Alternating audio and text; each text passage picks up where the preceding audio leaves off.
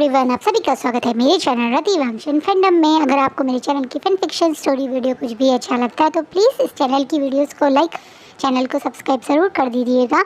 और हाँ, अगर आप इस छोटे से ऑथर को सपोर्ट करना चाहते हैं तो वीडियो के नीचे अपने अच्छे कमेंट करके मुझे सपोर्ट ज़रूर दीजिएगा। तो फर्स्ट ऑफ़ ऑल मैं उन लोगों को थैंक यू बोलना चाहूँगी जिन्होंने मेरे लास्ट वन शॉट यानी मोर देन ब्रदर्स में इतने अच्छे कमेंट किए थे। आई नो फिर से मैं एक बड़े गैप पे आ गई थी, पर मैंने पहले ही कहा था बहुत सारा पेंडिंग काम है जो मुझे कंप्लीट करना था। फाइनली काफ़ी कुछ सॉर्ट आउट हो गया है, तो अब कोशिश रहेगी कि इस चैनल पे लगातार वीडियोस आए। पर जब तक आप मेरी ये स्टोरी एंजॉय कीजिएगा। ये स्टोरी बहुत स्पेशल है क्योंकि मैं इस स्टोरी को काफ़ी टाइम से लिख रही थी। काफ़ी बार मैंने इसे राइट किया है, काफ़ी कुछ मैंने डिलीट किया, फिर मैंने दोबारा लिखा। पहले ओमेगा वर्जन में लिख रही थी, फिर मैंने इसे नॉर्मल में लिखा क्योंकि काफ़ी हो गया है ओमेगा वाले टर्म्स को यूज़ करते करते। काफ़ी सारी मेरी स्टोरी लास्ट की ऐसी है जो सिर्फ ओमेगा वर्जन है, तो मैं उससे कुछ अलग करना चाह रही थी। पहले तो मैं स्टोरी शेयर ही नहीं करना चाह रही थी, पर नयारी जो मेरी ये काफ़ी क्लोज है, मेरी फ्रेंड है, उन्होंने बोला कि ये वाली स्टोरी उन्हें सुननी है, तो उनकी वजह से मैं ये लेकर आई हूँ। ये एक लव ट्रायंगल है। यहाँ पे आपको लव, लस्ट और लाइस यानी धोखा बहुत कुछ मिलेगा। इस फैन फिक्शन में विंग और वांगजी के अलावा काफ़ी सारे आपको शिचैन और विंग के सीन्स भी मिलेंगे। अगर आप कंफर्टेबल नहीं हो तो ये वाली स्टोरी आप स्किप कर सकते हो। अब मुझे कोई प्रॉब्लम नहीं होगी क्योंकि मैं जानती हूँ बहुत सारे लोग मेरे डाई हार्ड वांगशन फैंस हैं, बट इसमें स्टोरी कुछ इसी टाइप की है। आपको कुछ मुझे ऐसा दिखाना था जो असलियत में होता है। कई बार हम अपने स्वार्थ में अपनी ही सोच कर और ये उम्मीद कर कि जो आप सोचते हैं आपको प्यार करने वाला तो समझ ही जाएगा करके जिसे आप प्यार करते हो उसे ही सबसे ज़्यादा हर्ट कर देते हैं। ये स्टोरी कुछ इसी टाइप की है। एक ऐसा कॉन्सेप्ट जो पहली बार तो नहीं आ रहा है, ऐसा कई बार आपने कहीं और फैन फिक्शन में सुना होगा, लेकिन इस फैन फिक्शन में दो ऐसी स्टोरी है जो साइड बाय साइड चलेंगी। दो भाइयों की कहानी। एक भाई जिसने रिवेंज में सब कुछ गवा दिया। नफ़रत एक बहुत बड़ा वर्ड होता है। रिवेंज, बदला, ये बहुत ज़्यादा खतरनाक, डीप और डार्क वर्ड्स होते हैं। कुछ लोग कहते हैं नफ़रत मत करो, भूल जाओ।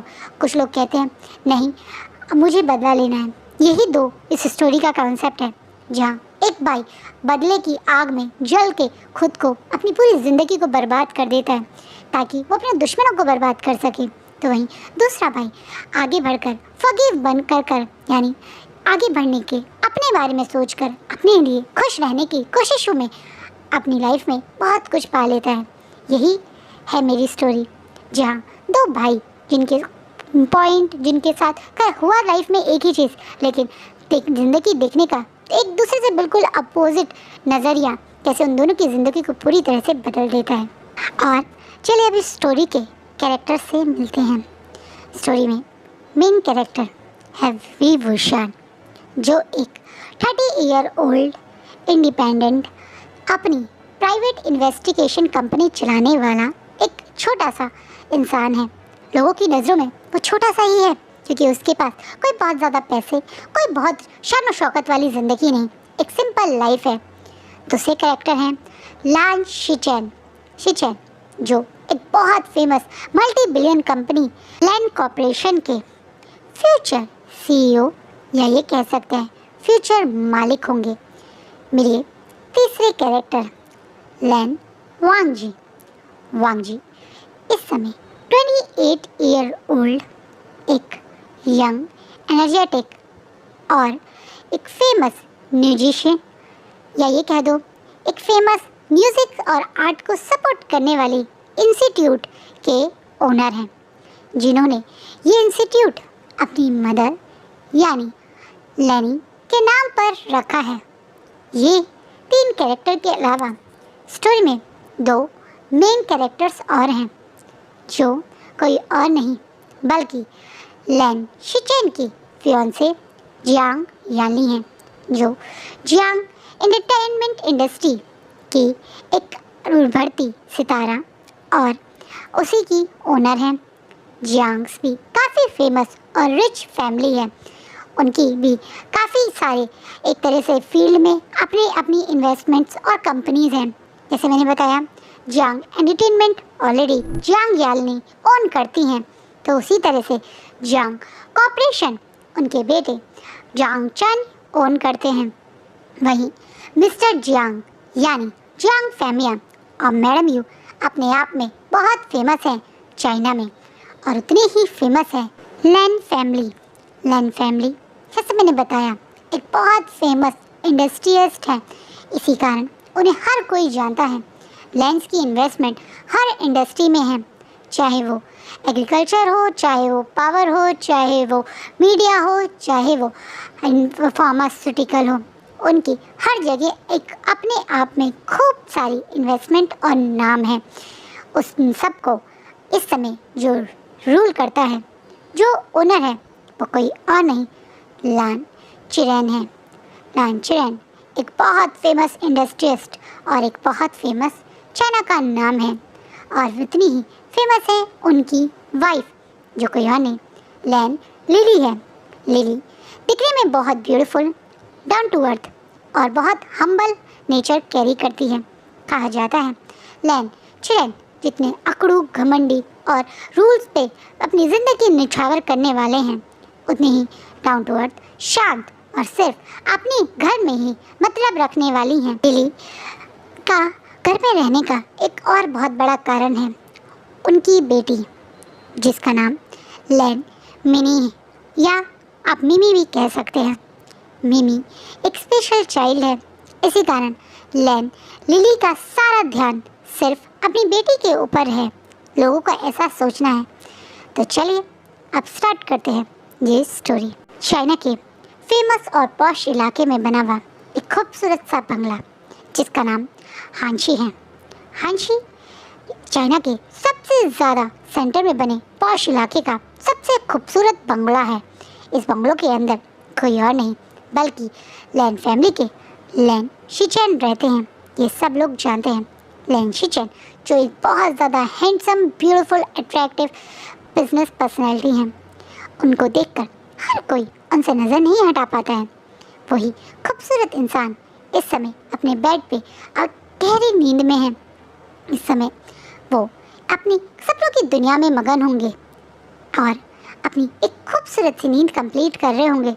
आसपास के लोग यही सोच रहे हैं, पर असलियत कुछ और है। इस बंगलों को जितना बाहर से लोग खूबसूरत मानते हैं, उतना ही ये बंगलो अंदर से शिचैन को हॉन्ट करता है। इस समय शिचैन अपने बेड पे कोई गहरी शांत वाली नींद नहीं बल्कि एक बहुत बड़े नाइटमेयर को देख रहे हैं, जहां वो देख रहे हैं कि कैसे उनके मदर और फादर को उनकी आंखों के सामने कुछ लोगों ने ब्रूटली मार दिया था। कैसे उनके फादर की डेड बॉडी एक साइड कोने में पड़ी है जिसे किसी ने आग लगा दी है। वहीं दूसरी तरफ उनकी मदर अपनी इज्जत के लिए कुछ लोगों से फाइट कर रही हैं। शिचैन जो सिर्फ एक 10 साल के मासूम बच्चे थे, वो कैसे एक कबर्ड में छुपकर ये सब देख रहे हैं, जहाँ उनकी मदर अपनी आंखों से शिचैन को बाहर ना आने का इशारा कर रही हैं। कुछ देर में वो लोग जब चाहते थे वो शिचैन की मदर के साथ करके उसके फादर की तरह उसकी मदर की बॉडी पे भी पेट्रोल छिड़क के आग लगा देते हैं। शिचैन बाहर निकलना चाहता था पर निकल नहीं पाता, वो सिर्फ ये सब देखता रहता है। शिचैन बाहर इसलिए भी नहीं निकल पाता क्योंकि वो अकेला उस कबर्ड में नहीं था, उसका छोटा भाई सीने से लगा हुआ उसी कबर्ड में बैठा हुआ था। शिचैन बड़ी मुश्किल से अपने भाई को और अपने आप को उस चलते हुए मेंशन से बाहर निकाल पाया था। अपने माँ बाप को आखिरी बार गले लगकर प्यार भी नहीं कर पाया। शिचैन को तो उन दोनों की डेड बॉडी जली हुई ही रिसीव हुई थी। 10 साल के शिचैन के लिए ये उसकी लाइफ का सबसे बड़ा ट्रॉमा है। आज भी वो सीन और नज़ारे उसकी आंखों के आगे अभी जैसे आते हैं तो चीख के बैठ जाता है। कहने के लिए इस समय चाइना का टेम्परेचर बहुत ज़्यादा कोल्ड है। इस समय बिना हीटर के लोगों के लिए सोना बहुत मुश्किल है।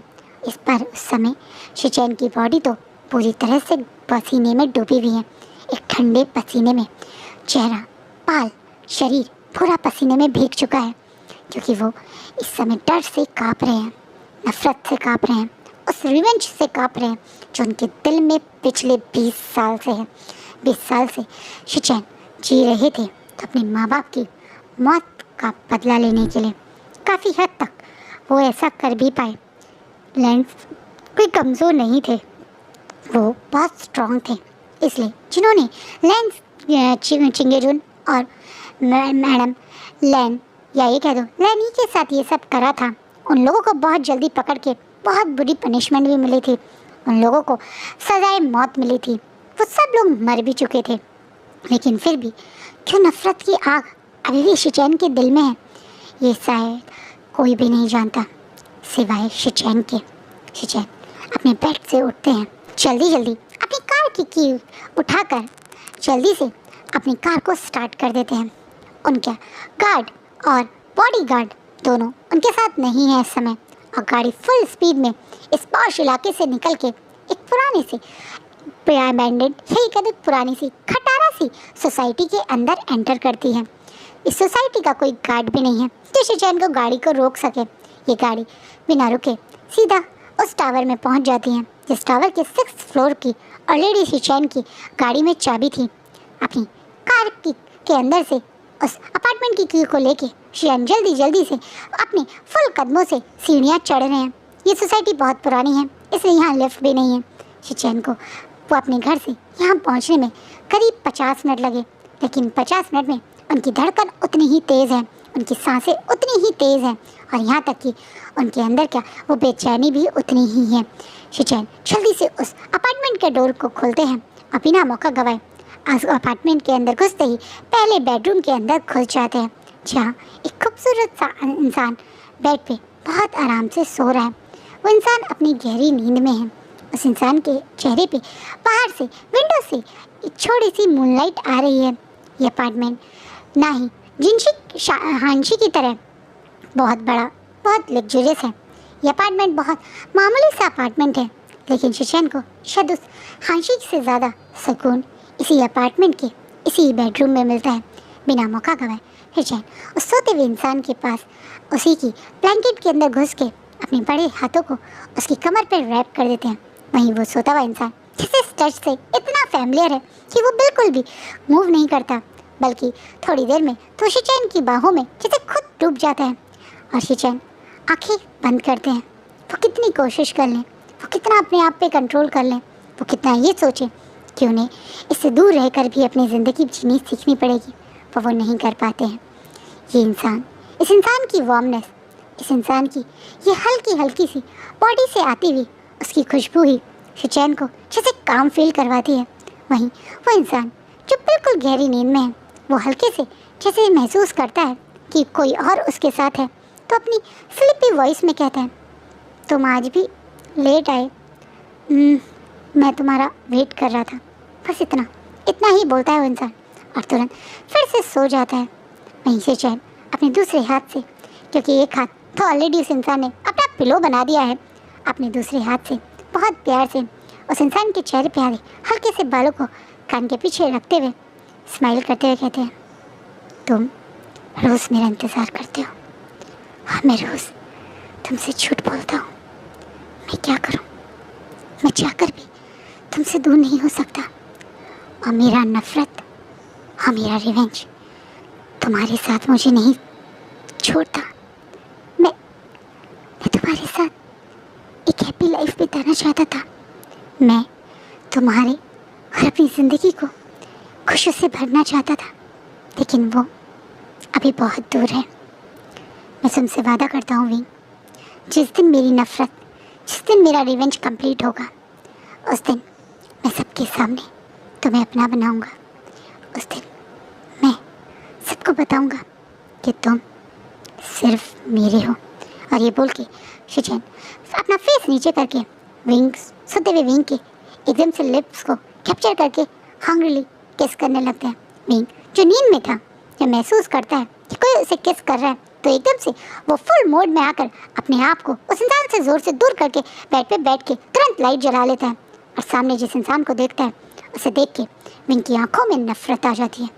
इतनी नफरत कि विंग गुस्से में अब उसे जोर से अपने बेड से धक्का देकर नीचे फेंकता है और तुरंत गुस्से में बोलता है, तुम क्यों आए हो यहाँ पे? मैंने तुमसे कहा था ना शिचैन, जिस दिन तुमने मेरी बहन यानी से इंगेजमेंट कर ली थी, उस दिन से तुम्हारा मेरा रिश्ता खत्म हो चुका है। फिर भी क्यों आए हो तुम मेरे घर? निकल जाओ यहाँ से। गुस्से में बिल्कुल शिचैन को गुस्से में घर से निकलने के लिए बोलता है। नहीं, शिचैन जो बेड से गिर गए थे बड़े घमंड से खड़े होते हैं अपने घमंड से अपने फेस पे एक कनिंग सी स्माइल के साथ सामने विंग को बहुत लस्ट भरी नज़रों से घूर रहे हैं। विंग जिसने इस समय बहुत हल्के से सिल्क के अपनी नाइट वेयर पहने हुए हैं, यानी एक टी शर्ट टाइप और एक पजामा जिसमें वो बहुत ज़्यादा ब्यूटीफुल लग रहा है। उसके ऊपर ब्लैक और रेड का कॉम्बिनेशन हमेशा खिलता है। इस समय भी उसने जो कॉम्बिनेशन पहना हुआ है वो ब्लैक और रेड का कॉम्बिनेशन उस पर बहुत खिल रहा है।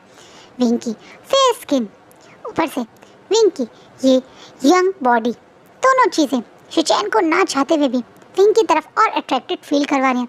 इसलिए वो कदम बढ़ाते हुए अब बिल्कुल विंग के पास आके विंग के दोनों हाथों को पकड़ लेते हैं और एकदम उसे अपनी साइड पुश करने की कोशिश करते हैं। पर विंग भी एक कमज़ोर इंसान नहीं है, वो भी एक मेल स्ट्रॉन्ग पर्सनैलिटी है।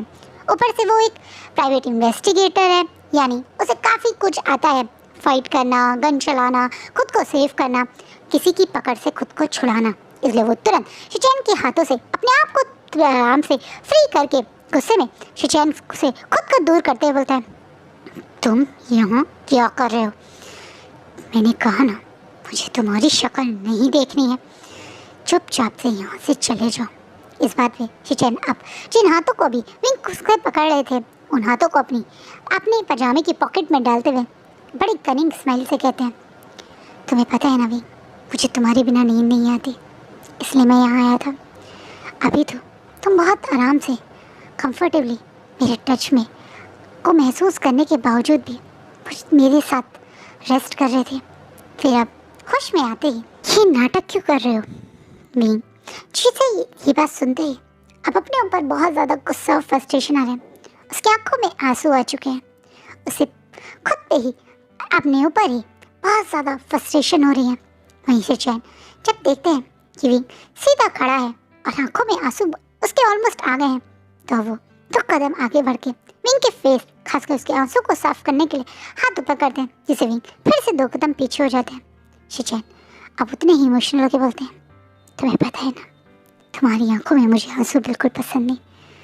मैं जानता हूँ विंग, ये टाइम तुम्हारे और मेरे लिए बहुत टफ है, पर तुम भी ये बात समझानो विंग, मैं ये सब कुछ सिर्फ तुम्हारे और मेरे लिए कर रहा हूँ। विंग, तुम जानते हो मैं तुम्हें बहुत प्यार करता हूँ और मैं भी जानता हूँ तुम मुझे बहुत प्यार करते हो। मैंने कहा था ना विंग, ये एंगेजमेंट सिर्फ दिखावे के लिए है। मैंने कहा था ना विंग, बस एक बार मेरे पे विश्वास करो, एक बार मेरा इंतज़ार करो, मैं उसके बाद तुम्हें कभी भी अपने से दूर नहीं होने दूंगा। शिचैन वही बातें दोबारा से रिपीट कर रहे हैं जो वो शायद हर बार जब विंग से मिलते हैं तो करते हैं। उसे भरोसा दिलाने की कोशिश करते हैं कि वो याली से इंगेज सिर्फ अपने मकसद के लिए हैं। पर विंग का दिल इस चीज़ को कैसे एक्सेप्ट करे कि वो अपनी ही अडॉप्टेड सिस्टर का फियांसे का मिस्ट्रेस है। कितनी अजीब बात है ना, कितना पेनफुल होता है ना ये सोचना, ये महसूस करना कि जिस इंसान के साथ आप पिछले 10 साल से रिलेशनशिप में हैं, वो इंसान आप ही की बहन का दुनिया के आगे फियांसे बन के घूमता है और सीक्रेटली वो आपके पास हमेशा आ जाता है। विंग अब नफरत के साथ शिचैन को देखते हुए कहता है, अब मैंने तुम्हें कितनी बार बोला है, जब तक तुम मेरी सिस्टर के फियांसे हो मैं तुम्हें एक्सेप्ट नहीं कर सकता। जिस दिन तुम अपने कहने के अनुसार इस एंगेजमेंट को तोड़ दोगे, तब मैं तुम्हें पहले की तरह शायद प्यार भी दूंगा, अपनाऊंगा भी, और फिर से इस रिलेशनशिप में तुम्हारा हो जाऊंगा। ये बोलते हुए कहीं ना कहीं विंग बहुत ज़्यादा गुस्सा, बहुत ज़्यादा हर्ट और बहुत ज़्यादा पेन में है। ये चीज़ शिचैन भी महसूस कर रहे हैं, लेकिन वो कुछ ना बोल के विंग की आंखों में अपने लिए ये नफरत देखकर 3 कदम पीछे हो जाते हैं और तुरंत विंग को पीठ दिखा के कहते हैं, चिंता मत करो, बहुत जल्दी मैं फिर से सिर्फ तुम्हारा बॉयफ्रेंड बनकर वापस आऊँगा। शिचैन वहाँ से चले जाते हैं, पर विंग को हर बार की तरह फिर से पेन में छोड़ के शिचैन के वहाँ से जाते ही, डोर बंद होते ही, इस अपार्टमेंट के दूसरे बेडरूम वाला इंसान एकदम से रूम से बाहर आ जाता है। उसे आवाज़ें थोड़ी समय पहले आई थी, लेकिन हर बार की तरह वो इस बीच में नहीं आता, क्योंकि ऐसा उसे करने के लिए विंग ने ही बोला है। वो इंसान कोई और नहीं बल्कि विंग के अंकल सोंगलेन है। विंग के वो अंकल जिनका ये अपार्टमेंट है, जो शिचैन और विंग के रिलेशनशिप के एक लौते इंसान थे, जो चश्मदीद गवाह थे, ये कह दो जिसके बाद को इन सब कुछ पता है। वरना शिचैन की खुद की फैमिली, विंग की खुद की फैमिली, अडॉप्टेड फैमिली जियांग्स भी नहीं जानते कि कभी विंग और शिचैन एक दूसरे के बॉयफ्रेंड थे। 10 साल की रिलेशनशिप है इन दोनों का, लेकिन सबकी नज़रों में एक सीक्रेट कोई नहीं जानता है कि शिचैन, जो सबके सामने दिखाते हैं कि उनकी ज़िंदगी में पहला इंसान सिर्फ यानली है, वो असलियत में एक गे हैं। एक मेल के साथ सेक्सुअल रिश्ते बनाते हैं, एक मेल के साथ 10 साल से रिलेशनशिप में थे। वहीं शिचैन के जाते ही सोंगलेन पहले की तरह विंग के डोर के बाहर खड़े हैं, जहां उन्हें अंदर से विंग के रोने की, गुस्से में सामान तोड़ने की, फ्रस्ट्रेशन में खुद को ही गालियां देने की सारी आवाज़ें आ रही हैं। वो अब हर बार की तरह चुप न रहकर इस बार एकदम से डोर खोलते हैं, जहां वो देखते हैं सामान नीचे फैला पड़ा है। कोने में अपनी कमर अपनी दीवार से लगाए हुए, घुटनों में अपना मुंह छुपाए हुए विंग फ्लोर पे बैठ के पहले की तरह शायद गुस्से में रो रहा है। विंग लड़कों की तरह जोर जोर से चीख के चिल्ला के नहीं रो रहा था, बल्कि अपने आप को शांत रख के, अपना मुंह घुटनों में छुपा के बहुत शांति से रो रहा है। लेकिन विंग के रोने को, उसके दर्द को सोंगलेन बहुत अच्छे से महसूस करते हैं। इससे सोंगलेन तुरंत विंग के पास आते हैं, उसके पास उसी फ्लोर पे अपनी पीठ विंग की तरह दीवार से लगा के शांति से बैठकर उसके कंधे पे हाथ रखते हैं। इसे विंग तुरंत अपना फेस अपनी घुटनों से बाहर निकाल कर साइड में सोंगलेन को देखकर एकदम से अपना फेस दूसरी साइड कर कर अपने आंसू को पूछने की कोशिश करता है, जिससे सोंगलेन तुरंत आप अपने हाथों को विंग के हाथों पे रखते हुए कहते हैं, मैं चाहता हूँ विंग, तुम बहुत बहादुर बनने की कोशिश करते हो, मुझे से अपने पेन को छुपाने की कोशिश करते हो, पर मत छुपाओ मेरे बेटे। तुम मेरे दोस्त हो, मेरे बेटे हो, मेरे इकलौते फैमिली मेंबर हो, और तुम मुझसे अगर अपनी पेन को छुपाओगे तो मुझे कैसा लगेगा? सच बताओ, एक बार मेरी तरफ देखो और सच बताओ, क्या चाहते हो तुम अपनी ज़िंदगी में? पिछले 2 साल से हम अपनी ज़िंदगी बर्बाद करते जा रहे हो, और मैं तुम्हें बर्बाद होते हुए देखकर अब और बर्दाश्त नहीं कर पा रहा हूँ। पिछले 2 साल से तुम रोज़ रात एक प्लेट खाना एक्स्ट्रा बनाते हो उस इंसान के लिए, जो आता ज़रूर है, लेकिन जब उसे कोई यहाँ आते हुए देखे ना, वो पिछले 2 साल से हमारे अपार्टमेंट में आता है, पर उसके बावजूद तुमने कभी अपार्टमेंट की चेंज नहीं की।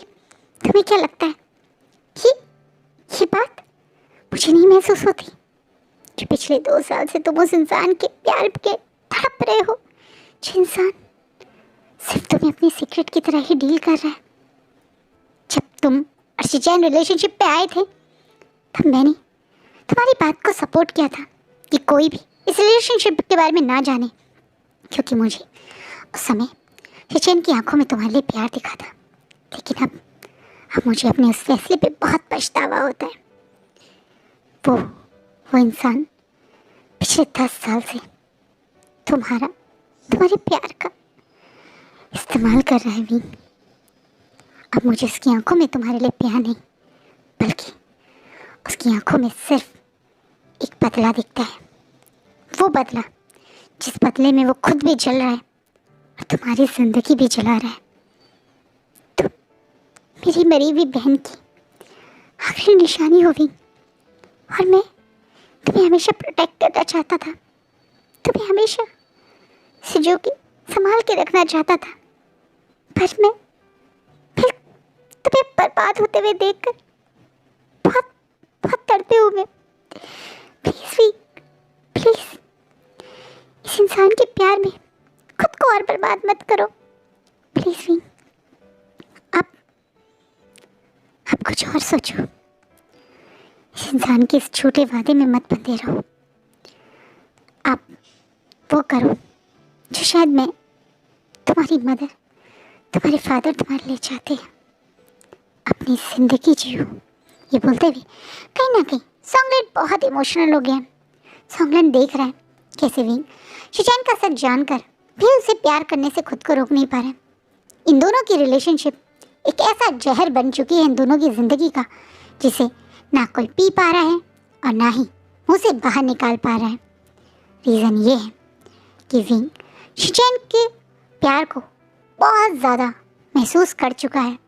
शुरुआत के 8 साल विंग की ज़िंदगी के वो खूबसूरत 8 साल थे जो विंग ने प्यार एक दूसरे के लिए अफेक्शन में फील किए थे। शिचैन और विंग एक सीक्रेट रिलेशनशिप में ज़रूर थे, लेकिन विंग को पता था कि वो शिचैन की लाइफ में बहुत स्पेशल है। शिचैन ने विंग को एक स्पेशल अपार्टमेंट भी दिया था जो उसी की लैंड इंडस्ट्री के पास में था। विंग और शिचैन उसी अपार्टमेंट में साथ में रहते थे। कभी कभार सॉन्गलैंड विंग से मिलता था तो विंग हमेशा खुशी से उसे बताता था कि वो शिचैन के साथ खुश है। अपनी छोटी सी इस प्राइवेट इन्वेस्टिगेशन कंपनी में एज अ प्राइवेट इन्वेस्टिगेटर जो काम करता है उस काम से बहुत खुश है। विंग एक बहुत ब्रिलियंट स्टूडेंट था। वो हर चीज़ में परफेक्ट था, यहाँ तक कि आईटी में तो वो सबसे ज़्यादा स्ट्रॉन्ग था। हैकिंग उसका पैशन और उसका काम भी था। यही कारण था उसने ये प्राइवेट इन्वेस्टिगेशन कंपनी खोली जहाँ वो सीक्रेटली लोगों को प्राइवेटली इन्वेस्टिगेट करता है, लेकिन हाँ लॉफुल तरीके से। उसके बहुत सारे दोस्त भी हैं जैसे कि नी हुसैन, जिसके ब्रदर यानी नी मिंजो एक बहुत फेमस पुलिस ऑफिसर है। वो भी विंग को जानते हैं कि wing as a police officers के सपोर्ट में भी ये काम करता है। विंग एक हेल्दी हैप्पी लाइफ स्पेंड कर रहा था, जिसे देखकर सॉन्गलैंड को बहुत खुशी होती थी। उसे लगता था कि फाइनली उसके लेट ब्रदर इन लॉ और सिस्टर बहुत खुश होंगे विंग को खुश देखकर। पर जिंदगी में सब कुछ उस दिन बदल गया जब विंग सॉन्गलैंड के साथ ही इसी अपार्टमेंट में बैठकर आराम से एक ब्रेकफास्ट एंजॉय कर रहा था और न्यूज़ पढ़ने के लिए न्यूज़पेपर उठाता है, जहाँ उसकी उंगली ज़ोर ज़ोर से न्यूज़पेपर के ऊपर कांपने लगती हैं। उसके हाथ से न्यूज़पेपर गिर के नीचे गिर जाता है। सॉन्गलैंड समझ नहीं पाता है विंग को अचानक से क्या हुआ।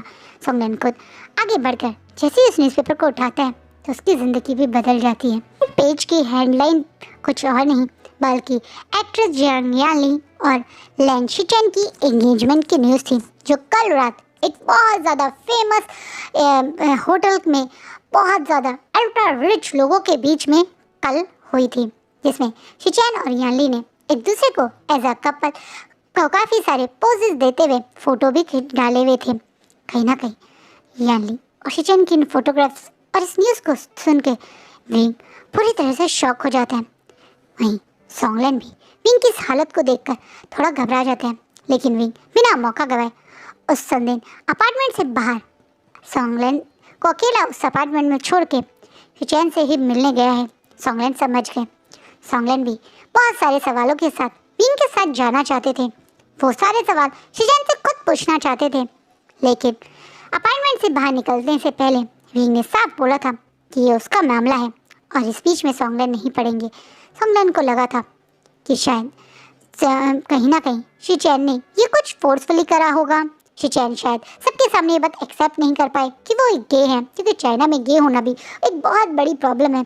अल्ट्रा रिच लोग तो शायद एक्सेप्ट भी नहीं करेंगे।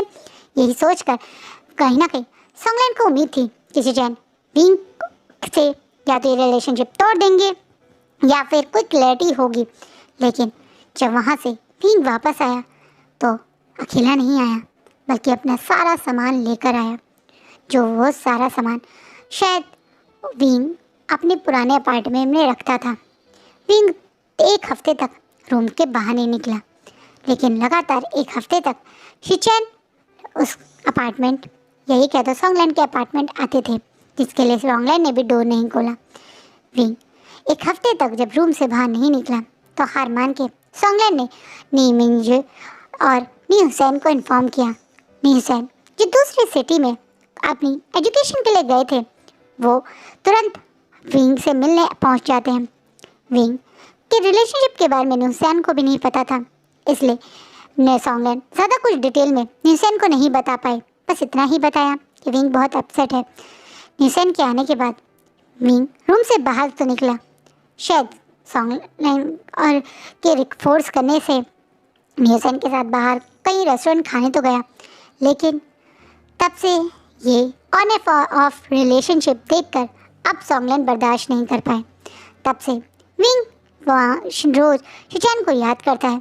शिचैन और विंग एक दूसरे से यही बातें रोज़ करते हैं, जहाँ शिचैन विंग से रिक्वेस्ट करता है कि वो विंग विंग उसका वेट करे, वहीं विंग उसे रोज़ यही बात बोलता है कि जब तक वो आप याली से अपना रिलेशनशिप पूरी तरह से एंड नहीं कर देगा तब तक विंग उसे एज अ बॉयफ्रेंड एक्सेप्ट नहीं करेगा।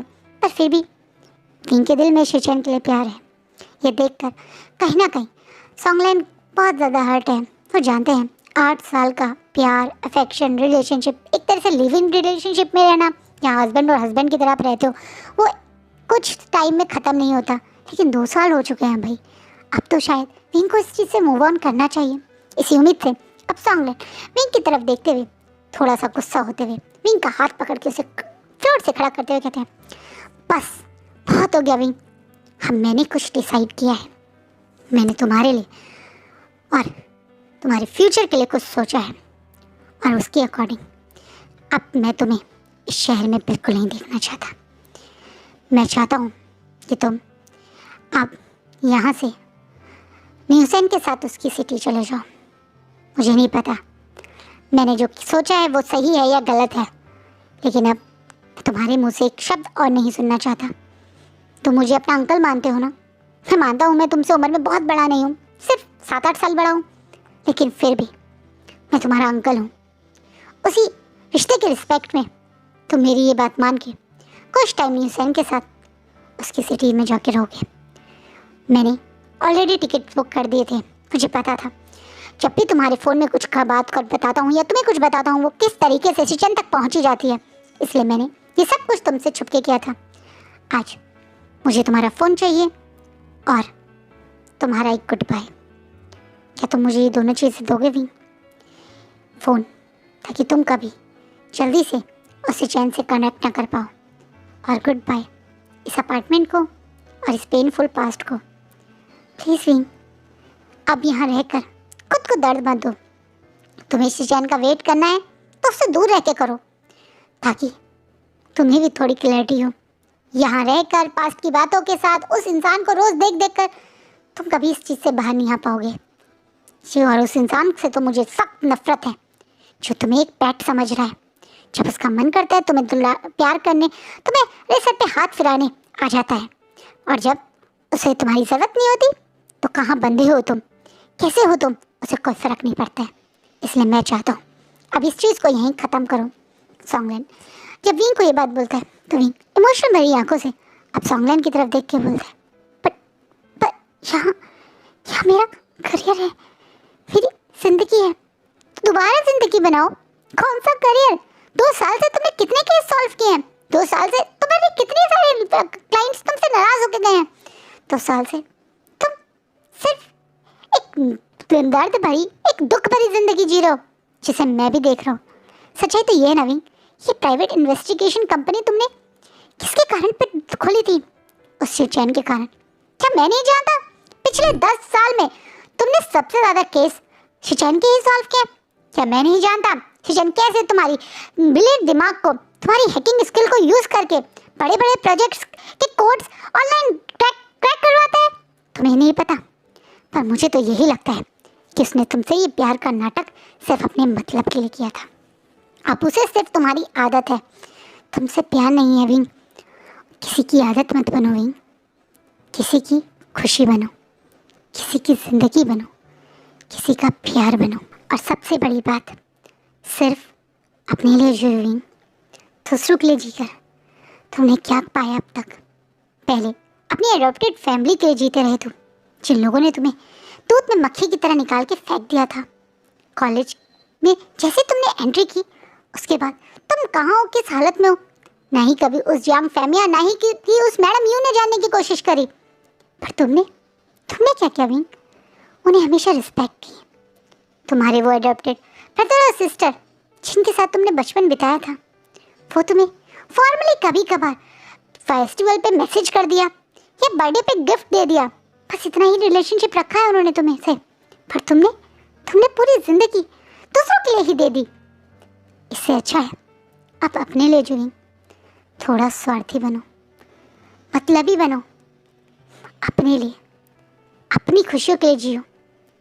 मैं तुमसे खुद कह रहा हूँ विंग, महान बन के दूसरों की नज़रों में या दूसरों की खुशियों में जीकर तुम्हें सिर्फ दर्द मिला है, और तुम्हारे पेरेंट्स शायद वो कभी तुमसे उम्मीद नहीं करते थे। अपने लिए जियो, अपनी खुशियों के लिए जियो, तो शायद तुम्हारे पेरेंट्स तुमसे यही उम्मीद करते हैं। तुम्हारे मरे हुए पेरेंट्स तुम्हें देखकर तभी खुश होंगे। अब उनकी खुशियों के लिए, अपनी खुशियों के लिए यहाँ से चले जाओ विंग। ये बोलते हुए कहीं ना कहीं सॉन्गलैंड एकदम अटल हैं, जैसे वो चाहते हैं कि जल्द से जल्द विंग यहाँ से दूर चला जाए। वहीं विंग शायद पहली बार अपने अंकल की बातों से कहीं ना कहीं उनकी हर एक जो भी वो बातें बोल रहे हैं उनसे प्रभावित हुआ है। और हो क्यों ना, ये बात गलत तो नहीं है कि ये प्राइवेट इन्वेस्टिगेशन कंपनी जो उसने खोली थी वो काफ़ी हद तक शिचैन का ही आइडिया था। 8 साल तो उसने शिचैन के लिए ही सब कुछ करा है, बल्कि पिछले 2 साल में भी शिचैन के लिए भी वो काफ़ी कुछ कर चुका था एज आ इन्वेस्टिगेटर और एज आ क्लाइंट के रूप में। लेकिन अपने लिए कब उसने कुछ करा? क्या वो सिर्फ एक प्राइवेट इन्वेस्टिगेटर बन के अपनी ज़िंदगी जीना चाहता था? वो एक एक्स्ट्रा ऑर्डिनरी स्टूडेंट है, उसके पास बहुत सारी स्किल थी। वो कितने बड़े गवर्नमेंट स्कूल्स या गवर्नमेंट एंट्रेंस को निकाल कर किसी बड़ी गवर्नमेंट एजेंसी में भी एज आ इन्वेस्टिगेटर या एज आ हैकर या एज आ IT एक्सपर्ट भी बन सकता था। तो फिर ये क्या, यहाँ तो उसे कभी कोई प्रॉफिट भी नहीं मिल पाया। एक अच्छी हेल्दी ज़िंदगी जी तो थी विंग ने, लेकिन अब विंग को लग रहा है सॉन्गलैंड की बातों में दम है। वो कहीं ना कहीं शिचैन का बिछाया हुआ माया जाल था, और अब विंग इस जाल में और नहीं फंसेगा। आज वो अपने अंकल को तुरंत गले से लगा लेता है और रोते हुए बोलता है, आई एम सॉरी, मैंने आपको भी बहुत हर्ट किया ना। पिछले 2 साल से मैं आपके ऊपर भी बोझ था। वहीं सॉन्गलैंड इस बात पे तुरंत विंग को खुद से दूर करते हैं, बोलते हैं, एक जोर से थप्पड़ मार सकता हूँ मैं तुम्हें, बकवास मत करो। तुम कभी मेरे ऊपर बोझ नहीं थे।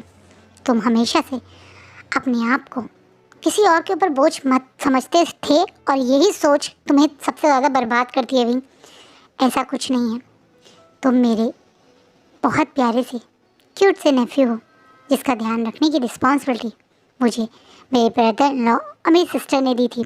तो फिर मैं कैसे ना तुम्हारा ध्यान रखता। इसलिए आप इन बातों को छोड़ो और आज मेरे कहने पे यहाँ से चुपचाप से चले जाओ।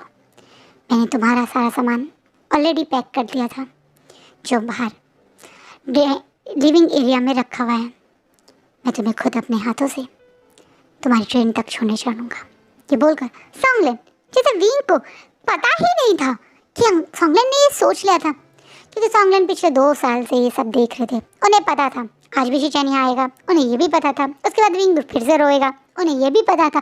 फिर विंग सोएगा ही नहीं, इसलिए उन्होंने मॉर्निंग की ही ट्रेन बुक कर दी थी। उन्हें ये भी पता है कि इस अपार्टमेंट के बाहर हमेशा मॉर्निंग से ही विंग का पीछा करने वाले कुछ गार्ड्स हैं, जो शिचैन को विंग कहाँ किस समय किसके साथ होता है पूरी अपडेट देते रहते हैं।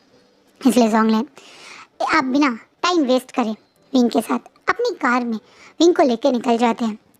वो ये भी जानते हैं कि सॉन्गलैंड की कार को ये गार्ड फॉलो नहीं करेंगे, और ऐसा होता भी है। सॉन्गलैंड और विंग यहाँ से सीधा रेलवे स्टेशन जाते हैं, जहाँ विंग के हाथों में उसके ट्रेन की टिकट रखते हुए सॉन्गलैंड एक स्माइल के साथ उसे वहाँ से गुड बाय करते हैं। ट्रेन के निकलते ही सॉन्गलैंड उस ट्रेन को जाते हुए देखकर मन में सिर्फ एक ही बात बोल रहे हैं, ये नई जर्नी, ये नया सफ़र काश उनके प्यारे से इस क्यूट से विंग की ज़िंदगी में बहुत सारी खुशियाँ लाए। काश विंग बचपन से जिस प्यार के लिए तड़प रहा था अब वो उसे मिल जाए। शिचैन जैसा झूठा प्यार नहीं, एक सच्चा प्यार जो उसके लिए स्वार्थी ना हो, जिसमें कोई मतलब ना हो। काश ऐसा प्यार विंग के लिए कहीं तो हो। वो इसी उम्मीद से कि विंग शायद प्यार नहीं तो अपने लिए ही सही एक नई जिंदगी और जिए। इसी उम्मीद से वो यहाँ से विंग को अलविदा कर रहे हैं। विंग ट्रेन में बैठ जाता है और वो भी बाहर की तरफ देखकर आज मन में खुद के लिए एक फैसला ले रहा है। अब वो किसी और के प्यार के लिए नहीं बल्कि अपने लिए जिएगा। सही कहा, कभी कभी मतलबी होना, अपने लिए जीना, अपनी ज़िंदगी को अपने हिसाब से जीने के लिए अगर सेल्फिश बनना भी पड़े तो सेल्फिश बनना गलत नहीं होता है। अरविंद अभी इसी सोच के साथ इस ट्रेन में बैठ चुका है, आंखें बंद करके, क्योंकि ऑलरेडी बहुत रात देर से वो रो रहा था। काफ़ी रात भी है, इस समय भी सुबह के करीब 5 बज रहे हैं, तो थोड़ा सा वो नींद ले सकता है। इसी उम्मीद से वो आंख बंद करके सो गया है। वहीं दूसरी तरफ जहाँ ये ट्रेन पहुँची है वो चाइना का एक खूबसूरत सा हिल स्टेशन है, गुसू सिटी, जो बहुत ब्यूटीफुल सा एक ऐसा छोटा सा शहर है जहाँ पे कोई बड़े बड़े मॉल्स, बड़े बड़े बिजनेस या ऐसा कुछ नहीं है। एक छोटा सा हिल स्टेशन जहाँ पे बस होटल्स और एजुकेशन हब है। यहाँ पे काफ़ी सारी यूनिवर्सिटीज़ ज़रूर हैं। शांत से इलाके में एजुकेशन करने में थोड़ा शायद लोगों को ज़्यादा सही रहेगा, ये सोच के यहाँ पे यूनिवर्सिटीज़ काफ़ी हैं। इसी कारण काफ़ी सारी बुक कैफ़े, लाइब्रेरी और छोटे छोटे से घर हैं। एक शांत शहर जहाँ पे आते ही विंग को जैसे बहुत ज़्यादा काम सा महसूस होता है। चीची पॉपॉ करने वाली बहुत सारी कार, बस, ट्रेन ऐसा नहीं है। एक शांत सा रेलवे स्टेशन जहाँ पे कुछ एक साइड पे टैक्सी हैं तो कुछ लोग प्राइवेट कार से अपने लोगों को लेने, यानी जो इस ट्रेन से उतरे होंगे उन लोगों को रिसीव करने आ रहे हैं। विंग आगे जाके एक टैक्सी से कुछ पूछता उससे पहले ही विंग को एक फैमिलियर सी आवाज़ सुनाई देती है। विंग, जिसे विंग पीछे की तरफ मुड़ता है तो जहाँ स्माइल करता हुआ जोर जोर से अपने हाथों को हिलाता हुआ दौड़ता हुआ उसका प्यारा सा दोस्त मीर हुसैन आ रहा था, जो दौड़ते हुए विंग करके सीधा विंग को आके गले लगा देता है, जिसे विंग तो एक बार को तो पूरा हिल जाता है। फिर हंसते हुए थोड़ा सा खुद से न्यूसेन को दूर करता है और स्माइल करते बोलता है, न्यूसेन तुम यहाँ? जिस पे न्यूसेन अपनी एक आईब्रो ऊपर करके बोलता है, तो कौन आता? मैंने तो बोला था ना अंकल को कि मैं तुम्हें पिक करने आऊँगा। थोड़ा लेट ज़रूर हो गया मैं, पर मैं तो आता ना। इस बात पे विंग को महसूस होता है कि उसके अंकल ने उसके लिए कितना कुछ पहले से प्लान कर दिया था। विंग यहाँ उतरेगा तो उसे कोई पिक करने आ जाए, इसलिए पहले शायद उन्होंने न्यूसेन से बात कर लेती। न्यूसेन की तरफ देखते हुए विंग बोलता है, अच्छा मुझे पता नहीं था। कोई नहीं, अब नहीं पता था तो मैं बता देता हूँ। तुम्हारे अंकल ने ऑलरेडी मुझसे बहुत सारी बातें की थी। उन्होंने मुझे बताया कि तुम अपनी वहाँ पे प्राइवेट इन्वेस्टिगेशन कंपनी बंद कर रहे हो और अब कुछ नए करियर की सोच रहे हो, इसलिए मैंने तुम्हारे लिए एक बहुत अच्छी चीज़ सोची है। क्या सोचा है तुमने मेरे लिए? विंग जो एकदम से घबरा जाता है क्योंकि उसे अपने दोस्त से बहुत डर लगता है। ये कॉलेज और स्कूल टाइम में सबसे ज़्यादा शरारती और सबसे ज़्यादा एक होता है ना छुपा रुस्तम इंसान था जो कुछ भी कभी भी कर सकता है। इसी कारण विंग एकदम से घबरा के बोलता है, जैसे न्यूज़ है, स्माइल करता हुआ तुरंत उसके कंधे पे हाथ डाल लेता है और बोलता है, अरे मेरे दोस्त तुम इतना घबरा क्यों गए? ऐसा कुछ भयानक सा नहीं सोचा है मैंने, बल्कि मैंने तुम्हारे लिए बहुत अच्छी जॉब की बात करी है। Wing job? एकदम से शॉक में बोलता है, हाँ अंकल ने मुझे बताया था कि तुम काफ़ी टाइम से तुम्हारी कंपनी लॉस में है और तुम अच्छे से अर्न नहीं कर पा रहे हो, इसलिए तुम अपना कोई और करियर के लिए सोच रहे हो। इसलिए मैंने यहाँ के सबसे बड़े इंस्टीट्यूट जो बहुत फेमस है, यानी लैनी इंस्टीट्यूट का अंदर एक बहुत अच्छी पोजीशन तुम्हारे लिए सेलेक्ट की है। कौन सी पोजीशन? विंग क्वेश्चन वाली भरी नज़रों से पूछता है। इसे नहीं से स्माइल करके चलो करके खींच के ले जाता है और अब विंग एक छोटे से कैबिन में एक बड़े से लैपटॉप के सामने बैठा हुआ है और वो घूर घूर के न्यूसेन को देख रहा है, जो यहीं पे दूसरी साइड स्माइल करता हुआ विंग को देख रहा है। न्यूसेन इंस्टीट्यूट का एडमिशन डिपार्टमेंट का हेड है और उसने विंग को यहाँ पे आईटी मतलब एक आईटी प्रोसेस या आईटी डिपार्टमेंट उसने जॉब दे दी है, जो विंग के लिए बहुत बोरिंग जॉब है। कॉलेज में क्या आईटी का काम होता है भाई? प्रोजेक्टर सही चल रहे नहीं चल रहे ये देखना, कौन से लैपटॉप ऑफिस मतलब कॉलेज में सही चल रहे नहीं चल रहे ये देखना, ये कोई काम है जो विंग करता है? विंग एक इन्वेस्टिगेटर था, बड़ी बड़ी वेबसाइट्स को हैक करना जानता था और यहाँ वो अपने कॉलेज की वेबसाइट पे कितने एडमिशन फॉर्म आए कितनी रिक्वेस्ट है ये चेक कर रहा है, जो विंग के लिए बहुत बोरिंग है। इसे विंग घूर घूर के नीहसन को देख रहा है। वही नीहसन अपनी पूरी स्मेल के साथ विंग के पास आता है और बोलता है, क्या हुआ विंग ब्रदर, तुम्हें ये अच्छा नहीं लगा? नीहसन, तुमने मेरे लिए ये जॉब ढूंढी है? हाँ, है ना अच्छी जॉब, आराम से शांति से पूरा दिन बैठो, कोई टेंशन नहीं, कोई काम नहीं, और महीने के महीने सैलरी फ्री में क्रेडिट होगी। ये तो अच्छा है ना? ये बहुत बोरिंग है विंग गुस्से में बोलते, इतना बोर काम, तो तुम्हें और क्या अपनी लाइफ में थ्रिल चाहिए? 10 साल तो तुम्हें ये थ्रिल का ही तो काम करो, थोड़ा रिलैक्स और काम रहो। हमेशा हाई फाई जिंदगी, ये भाग दौड़ की जिंदगी जीना, ये कोई जिंदगी है? शांति से, तुम्हारे पास कितना फ्री टाइम है ना, बाहर निकलो, कैंपस में घूमो, कितना खूबसूरत कैंपस है हमारा। तुम्हें पता है हमारे कैंपस में हर साल कितने एडमिशन होते हैं? हमारे कैंपस में कितनी खूबसूरत खूबसूरत सी टीचर्स हैं, उनसे जाके मिलो। तुम भी क्या मेरे दोस्त कहकर अपने हुसैन विंग को छेड़ने लगता है। वही विंग अपना सर पकड़ लेता है। पर सच्चाई तो ये है ना, सचमुच में विंग को भी तो एक शांत जिंदगी चाहिए। हाँ, जो वो लाइफ जीत चुका है वो काफ़ी थ्रिलर, काफ़ी इंजॉय वाली थी, बट ये लाइफ भी एक बार विंग को जीनी चाहिए, शांत भरी जिंदगी। कभी कभी जो सामने से बोरिंग लगता है वो कुछ लोगों की फैंटेसी होता है। कुछ लोगों को ये 9 to 5 जॉब बहुत बोरिंग लगती है, तो कुछ लोग ऐसी जॉब के लिए हमेशा विश करते हैं जहाँ शांति से आपकी ज़िंदगी में आप एक जॉब करो, इंडिपेंडेंट रहो, क्रेडिट हो महीने महीने सैलरी, तो क्या बुराई है भाई? यही बात है। नीहसन अब विंग को समझा रहा है। विंग भी अब नीहसन की बात मान के इस बोरिंग सी जॉब को कंटिन्यू करने का डिसाइड करता है। विंग अब इस छोटी सी गोसू टाउन में रहने लगा है।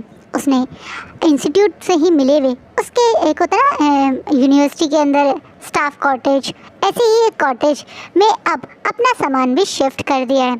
विंग बहुत शांति से अपने 2 दिन इंस्टीट्यूट में क्या उसका काम है समझने की कोशिश करता है। वहीं तीसरे दिन उसे उनकी HR जिसका नाम वेंचिंग है वो अपने पास बुलाती है, क्योंकि आज उसे वो इस इंस्टीट्यूट के जो ओनर है उससे मिलवाना चाहती है। न्यू हायरिंग के समय हर कोई ओनर से मिले ऐसा नहीं होता है ना, पहले इंटरव्यूज़ लिए जाते हैं और उसके बाद जब कोई फाइनल हो जाए उसी कैंडिडेट को तो आप अपने ओनर से मिलवाते हो। यही इसी कैंपस का रूल था। अब तक ही वेंचिंग ही सारे डिसीजन ले रही थी, विंग के इंटरव्यूज़ करना, विंग को कौन सी पोजीशन देनी है, कितना पैकेज देना है, एवरीथिंग। लेकिन अब जब वो फाइनली अब परमानेंट एम्प्लॉय के फॉर्म पे साइन कर चुका है तो अब वेंचिंग उसे अपने साथ इस इंस्टीट्यूट के ओनर से मिलवाने ले जा रही है। वहीं विंग आज फॉर्मल कपड़े पहने हुए बड़े अच्छे से खुद को कैरी करके वेंचिंग के पीछे पीछे एक बड़े से कैबिन के बाहर खड़ा था। उसे लगा था ओनर कोई बूढ़ा सा एजेड सा इंसान होगा, लेकिन जब वो अपने कैबिन के अंदर एंटर करता है तो देखकर शॉक हो जाता है, क्योंकि चेयर पे बैठा हुआ एक ब्यूटीफुल सा यंग सा बंदा है जो शायद विंग से भी 2 साल छोटा है, जो कोई और नहीं लांग वांगजी है। वांगजी वेंचिंग को यहाँ देखकर अपने हाथों में जिसने फाइल रखी थी उसे टेबल पे रखते हुए इशारे में वेंचिंग को बैठने का इशारा करता है। वह वेंचिंग वांगजी के अपोजिट में एक चेयर पे खुद बैठ जाती है और दूसरी चेयर पे विंग वांगजी को देखकर कुछ याद, कुछ समझने की कोशिश कर रहा है। ये चेहरा बहुत फैमिली लग रहा है विंग को। इस चेहरे को देखकर कोई अपना सा लग रहा है विंग को, और तो उतना ही दर्द भी हो रहा है, क्योंकि ये चेहरा उस इंसान से बहुत सिमिलर है जिस इंसान के कारण विंग सब कुछ छोड़ छाड़ के इस शहर में आया है। शिचैन, हाँ शिचैन जैसा ही तो दिख रहा है ये इंसान। वहीं विंग को देखकर वांगजी भी एक सेकंड के लिए अपनी फाइल से नज़र हटा के विंग के चेहरे को ऑब्जर्व करने की कोशिश कर रहा है। कहीं ना कहीं वांगजी भी विंग को देखकर कुछ अपनापन सा फील कर रहा है, पर वो इससे पहले कुछ बोलता या ये दोनों अपनी ही सोच में मगन जब थे, तब बीच में अब वेंचिंग आकर वांगजी को विंग से इंट्रोड्यूस करवाती है और विंग अपने हाथ को आगे बढ़ा के वांगजी से हैंडशेक की कोशिश करता है। इसे वांगजी तुरंत पकड़ के हैंडशेक कर लेता है। वेंचिंग विंग को रोकना चाहती थी, क्योंकि अधिकतर वांगजी किसी से हैंडशेक करना भी पसंद नहीं करता। नो फिजिकल टच उनका एक रूल है जो वो फॉलो करते हैं। लेकिन आज वांगजी ने तुरंत विंग से हैंडशेक कर लिया। ये देखकर वेंचिंग भी थोड़ा शॉक हो जाती है और बड़ी बड़ी आंखों से विंग की तरफ देखने लगती है। वहीं विंग आप अपनी स्माइल के साथ वांग जी को अपने बारे में बताता है। मेरा नाम वी विशान है, मैं इस डिपार्टमेंट के इस पोजीशन के पे अब आया हूँ। ये सारी बातें जिसे वांग जी बहुत गौर से विंग को देख रहा है। ये एक बहुत फॉर्मल मीटिंग थी, जितनी फॉर्मल शायद एक एम्प्लॉयर और एक एम्प्लॉय में होती है, उतनी ही फॉर्मल यहाँ से जाने के बाद विंग नॉर्मली अपने काम में लग गया था। आजकल विंग काम ख़त्म करने के बाद अपने छोटे से बैग को अपनी कमर पर डाले हुए बड़े आराम से अपने ऑफिस से, जो थोड़ी सी दूर पे ही स्टाफ कॉटेज है, वहाँ तक वॉक करके जाता है, जहाँ अधिकतर से कुछ बच्चे जो यंग से अभी अपने कॉलेज में शायद एडमिशन है, कभी लड़ते हुए झगड़ते हुए, कुछ लोग हंसी मजाक करते हुए, कुछ अपने दोस्तों से बात करते हुए, क्रॉस भी करते हुए मिलते हैं। कॉलेज बंद होने के समय कुछ लोग अपने घर जा रहे थे, कुछ यहाँ पे जो हॉस्टल में रहते हैं वो वहीं उस हॉस्टल की तरफ जाते हैं। विंग इन सब नज़ारों को देखकर अपने कॉलेज टाइम को भी महसूस करता है, कैसे यहाँ आकर जैसे वो वापस से यंग हो गया हो।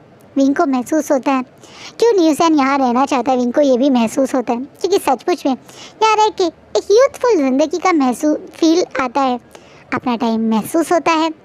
ऐसा लगता है इन बच्चों के साथ रहकर आप भी अभी यंग हो। यही बात विंग के दिमाग में भी चल रही थी।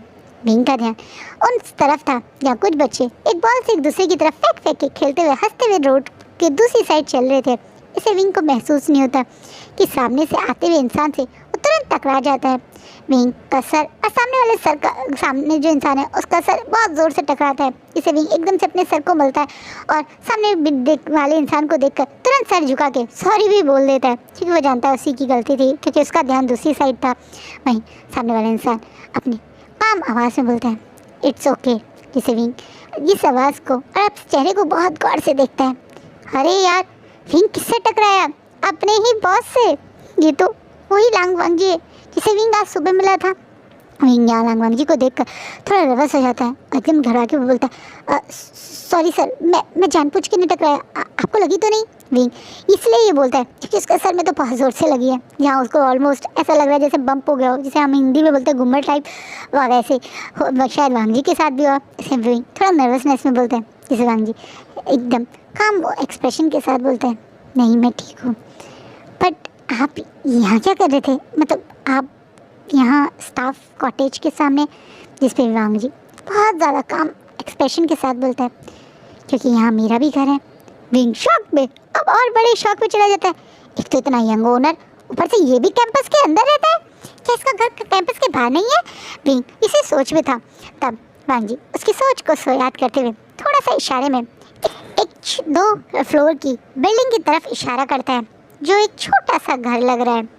इतने सारे स्टाफ कॉटेज जहाँ पे काफ़ी सारी मतलब एक तरह से फ्लोर्स हैं, बिल्डिंग्स हैं, उनके बीच में एक छोटे से घर वाली तरह बनी हुई 2 फ्लोर की बिल्डिंग को देखकर विंग भी कई बार सोचता था ये घर छोटी बिल्डिंग क्यों है। लेकिन अब जब वांग जी बताता है कि यही उसका घर है जिसका नाम जिनशी है, तो विंग को ये समझ आता है कि वांग जी यहाँ रहता है, बाकी लोगों की तरह फ्लैट्स में नहीं, बल्कि अपने एक छोटे से घर में। इसे विंग वांग जी की लाइफ और वांग जी के बारे में जानने में पहली बार थोड़ा क्यूरियस होता है। ऐसा नहीं है कि विंग हर किसी स्ट्रेंजर के बारे में जानना चाहता है, पर पता नहीं क्यों वांग जी उसे कुछ अलग लगता है। ये फैमिलियर फेस भी एक कारण हो सकता है। ऐसे वांग जी से विंग बहुत फॉर्मली पूछता है, बट आप तो इतने बड़े इंस्टीट्यूट के मालिक हैं, फिर आप इस स्टाफ कॉटेज में इस छोटे से बिल्डिंग में क्यों रह रहे हैं? इस बात पे वांग जी विंग की साइड देखता है और बोलता है क्योंकि ये मेरा ड्रीम है, ये मेरा वो ड्रीम है जिसे मैं हर दिन जीता हूँ। ये इंस्टीट्यूट बनाने के लिए मैंने बहुत मेहनत की थी, और जो सुकून मुझे इंस्टीट्यूट के कैंपस में फ़ील होता है वो मुझे कहीं और नहीं होता। वांग जी बिल्कुल प्योरिटी से अपनी बात एकदम साफ शब्दों में विंग को बोल देता है। जब विंग इस पर्सन को बहुत गौर से देखता है, इसका चेहरा कितना मासूम है ना, उतनी ही मासूम और साफ इसकी सोच भी है। कितने आराम से विंग ने वांग जी को जैसे एक बार में पलट लिया। वो समझ गया कि वांग जी एक ऐसा इंसान है जो झूठ फरेब से बिल्कुल भरा हुआ नहीं। आसानी से उसने बता दिया कि विंग को कि वो बहुत अमीर नहीं है।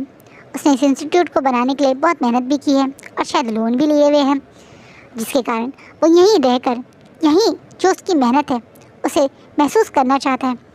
विंग को जैसे एक और पॉइंट मिल जाता है वांग जी के प्रति, जो उसे एक रिस्पेक्ट फील हो रही है उसको अपने आप को समझाने के लिए।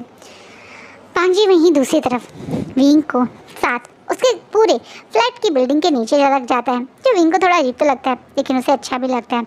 दोनों एक दूसरे से जैसे पहली बार में ही कंफर्टेबल होकर एक ना बोलने वाली दोस्ती ही महसूस करते हैं। विंग और वांग जी अब डेली एक साथ इस स्टाफ कॉटेज से 10 मिनट की दूरी पे बने उनकी उस बड़े एडमिनिस्ट्रेशन बिल्डिंग वाली एरिया तक पैदल ही जाते हैं। कैंपस काफ़ी बड़ा है, इसलिए अधिकतर शाम को दोनों एक साथ जब कैंपस बंद हो जाता है, नाइट में डिनर के बाद एक नाइट वॉक के लिए भी जाते हैं। धीरे धीरे वांग जी और विंग एक दूसरे से बातें भी करने लगे। कारण इंसान भी है जो वांग जी को भी काफ़ी अच्छे से जानता है। शुरुआत से ही वो वांग जी के साथ था। शुरुआत में उसने ही वांग जी की इस इंस्टीट्यूट को फेमस होने में, एडमिशन्स में बहुत हेल्प करी थी लोगों के, तो इसी कारण वांग जी के साथ ये सैन की भी काफ़ी अच्छी दोस्ती है। तीनों अधिकतर लंच भी एक साथ करने लगे हैं, जो यहीं पे और कैंपस की कैंटीन में होता है। दोस्ती और एक नई हैप्पीनेस के बीच में विंग तो भूल चुका था उस पास्ट को, जिस पास्ट के कारण कभी कभी विंग को बहुत ज़्यादा नाइटमेयर आते थे। यहाँ उसे सचमुच में इस शांत जगह, इस कम सैलरी वाली जॉब में वो सुकून मिल रहा है, जो सुकून शायद उसे उस बड़े से सिटी में नहीं मिलता था। इसी सुकून को महसूस करते हुए वो सॉन्गलैन से भी डेली बात करता है। आज भी जब वो नाइट वॉक के बाद अपने रूम में आया तो उसने तुरंत अपने फ़ोन को उठा के सॉन्गलैन को फ़ोन करने की कोशिश करी, लेकिन आज सॉन्गलैन का फ़ोन नहीं मिलता। आज विंग कई बार सॉन्गलैन के फ़ोन पे जब ट्राई करता है तब उसे महसूस होता है सॉन्गलैन का फ़ोन ऑफ है। विंग को यहाँ आए हुए करीबन 2 महीने हो गए थे। इन 2 महीनों में विंग धीरे धीरे अपने पास से आगे बढ़ गया था, लेकिन कोई था जो शायद ऐसा नहीं चाहता था। विंग के अचानक से गायब होने से वो इंसान पूरी तरह से पागल और बौखला गया था। वो हर हालत में विंग कहाँ है जानना चाहता था। उसने सॉन्गलैन के घर में जब दोबारा आने की कोशिश करी तो उसे महसूस हुआ कि अब सॉन्गलैन ने सारे लॉक्स भी बदलवा दिए हैं। अब जब वो विंग से मिल नहीं पा रहा, उसके फ्लैट में नहीं जा पा रहा, और उसके गार्ड जो बताते हैं कि उन्होंने विंग को घर से बाहर निकलते हुए देखा ही नहीं, क्योंकि उन्हें तो ये लग रहा है कि विंग अभी भी उस फ्लैट में है, तो वहाँ शीचैन अब पूरी तरह से बौखला जाता है। वो सॉन्गलैन को धमकाना शुरू कर देता है। सॉन्गलैन जिस कंपनी में जॉब करता था उस कंपनी में जाकर सॉन्गलैन की जॉब तक भी छुड़वा देता है। वो सॉन्गलैन को इनडायरेक्टली प्रेशराइज करता है कि विंग कहाँ है, वो विंग सॉन्गलैन को बता दे। वही सॉन्गलैन कोई कच्चा खिलाड़ी नहीं था। वो विंग से जब बात करता था तो हमेशा इस चीज़ का ध्यान रखता था कि वो उस नंबर से विंग से बात ना करे जिस नंबर का शीचैन को भी पता है। इसी कारण शीचैन फ़ोन पे विंग कहाँ है वो भी पता नहीं कर पा रहा था। अब फाइनली जब 2 महीने हो गए थे विंग को बिना देखे, विंग कहाँ है बिना जाने, तो शीचैन पूरी तरह से बौखला गया। उसने वो किया जो विंग कभी सोच नहीं सकता था। उसने सॉन्गलैन को किडनैप करवा लिया। सॉन्गलैन इस समय एक अबेंडेड जगह पर बंद है, जहाँ उसे काफ़ी मारा भी गया है। विंग कहाँ है पता करने के लिए सॉन्गलैन ने सोचा भी नहीं था कि शीचैन इस हद तक गिर जाएगा, लेकिन अब सॉन्गलैन को भी चीज़ है। शीचैन उसके साथ जो भी करेगा वो फिर भी विंग को कहाँ है शीचैन को नहीं बताएगा। इसी कारण शीचैन जब सॉन्गलैन से टॉर्चर करके थक जाता है तो फ्रस्ट्रेट होकर घर आके ज़ोर ज़ोर से सामान फोड़ने लगता है। विंग उसे बिना बताए कहीं चला गया, ये चीज़ वो बर्दाश्त नहीं कर पा रहा है। वहीं दूसरी तरफ विंग जब सॉन्गलैन उससे नहीं मिलता तो बहुत परेशान हो जाता है। सॉन्गलैन का फ़ोन बार बार ना मिलने से विंग इतना परेशान हो जाता है कि अब वो दोबारा से सिटी जाके सॉन्गलैन कहाँ है जानने की कोशिश करता है। विंग परेशानी में अपनी बिल्डिंग से बाहर सीधा आज HR ऑफिस से जाता है लीव लेकर यहाँ से जाने के लिए, ऑब्वियसली आप छुट्टी दोगे तभी तो जाओगे, वरना ऐसे बीच में कोई उठ के मुँह उठा के तो जा नहीं सकता। वहीं जब ये बात वेनचिंग सुनती है तो वो ये बात वो वांग जी से एक बार कंफर्म करके बताएगी, बोल देती है वहीं वांग जी से कंफर्म करना है। ये बात सुनते ही विंग खुद वांग जी से बात कर लेगा ये बोलकर अपनी लीव एप्लीकेशन को लेकर वांग जी के रूम में एंट्री करता है, जहाँ विंग को परेशान देखकर वांग जी तुरंत समझ जाता है और उसे बहुत शांति से अपने सामने बैठाता है और बहुत सिंसियरिटी से उससे पूछता है, क्या हुआ विंग, तुम इतनी परेशान क्यों हो? मुझे कुछ टाइम के लिए लीव चाहिए, क्या प्लीज़ आप मुझे लीव दे सकते हैं? हाँ, मुझे कोई इशू नहीं है, पर तुम परेशान क्यों, पहले मुझे ये बताओ। मेरे अंकल, मैंने तुम्हें बताया था ना, मेरे अंकल जो मेरी इकलौती फैमिली मेम्बर हैं, वो कल से मेरा फ़ोन नहीं उठा रहे हैं। मैंने बहुत कोशिश करी, उनसे कोई कांटेक्ट नहीं हुआ। मैंने उनके दोस्तों से भी बात करने की कोशिश की, उन्होंने भी यही बोला कि पिछले 2 दिन से वो किसी से नहीं मिले हैं। उनकी जॉब तक छूट गई थी। उन्होंने मुझसे इतनी बड़ी बात छुपाई कि उनके पास जॉब भी नहीं है। मुझे उनकी बहुत टेंशन हो रही है। प्लीज़ क्या मैं जा सकता हूँ? नहीं, बहुत ज़्यादा परेशानी है। जब ये बोलता है तो वांग जी अपनी जगह से उठ के एक पानी के गिलास को विंग को देखते हुए बिल्कुल उसके सामने बैठ के बहुत शांति से उसे शांत करते हुए, वांग जी जल्दी से किसी के टच को पसंद नहीं करते, वो बहुत प्यार से विंग की कमर को सहला रहे हैं और उसे शांत करते हुए बोल रहे हैं, शांत हो जाओ विंग, तुम इतना परेशान होगे तो अपने अंकल को कैसे ढूंढोगे? तुम फिक्र मत करो, वहाँ पे वो ठीक ही होंगे। और हाँ, तुम अकेले वहाँ मत जाओ। तुम इतनी परेशानी में वहाँ जा रहे हो ये सोच के मुझे भी स्ट्रेस हो रहा है। वैसे मुझे भी वहाँ जाना था, तुम मेरे साथ वहाँ चलो। बट यहाँ तो तुम्हारा इंस्टीट्यूट है ना, तो तुम मेरे साथ क्यों जाना चाहते हो? नहीं, बहुत सिंसियरिटी से जब वांग जी से पूछता है तो वांग जी से कैसे बोले कि पिछले 2 महीने से धीरे धीरे वो विंग की तरफ अट्रैक्ट हो रहा है। वांग जी जो नहीं जानता कि विंग का कोई पास्ट रिलेशनशिप था, जो एक मेल है वो कैसे दूसरे मेल को बोल दे कि वो उसे पसंद करता है, इसका बेचारा नर्वस है और सिर्फ इतना ही बोलता है, मेरी फैमिली वो भी उसी सिटी में रहती है और मेरे अंकल और मेरे ब्रदर से मिले हुए मुझे काफ़ी टाइम हो गया, इसलिए मैं वहाँ जाना चाहता था। डोंट वरी विंग, तुम परेशान नहीं होंगे मेरे साथ, मैं कोशिश करूँगा कि मैं तुम्हें सिर्फ हेल्प ही करूँ। वांग जी बहुत सिंसियरिटी से बोलता है। इसे विंग वांग जी को देखता है और बोलता है, ठीक है एंड थैंक यू, मैंने अभी कुछ ही समय पहले ज्वाइन किया है और तुम मुझे बिना ज़्यादा सवाल करे एकदम से लीव दे रहे हो, उसके लिए थैंक यू। विंग की तरफ देख कर वांग जी पहली बार एक जेन्युइन स्माइल देते हुए कहते हैं, प्लीज़ विंग, तुम सिर्फ मेरे एम्प्लॉय नहीं हो, मेरे दोस्त भी हो, और दोस्त के काम नहीं आएगा तो कौन काम आएगा? वांग जी बहुत फॉर्मली बोलता है पर दिल से तो वो ये कहना चाहता है कि उसका मन अब विंग को परेशान हालत में छोड़ने का बिल्कुल नहीं है। वो कैसे बोले विंग को कि वो विंग को बिल्कुल परेशान अब देख नहीं पाता है, इसलिए वो यही बातें बोलता है। इससे विंग भी अग्री हो जाता है। अब दोनों एक साथ वांग जी की ही कार से उस सिटी की तरफ आगे बढ़े हैं। इस सिटी को छोड़ते हुए विंग ने सोचा भी नहीं था कि अगली बार जब वो यहाँ आएगा तो अपने साथ लंजा को लाएगा।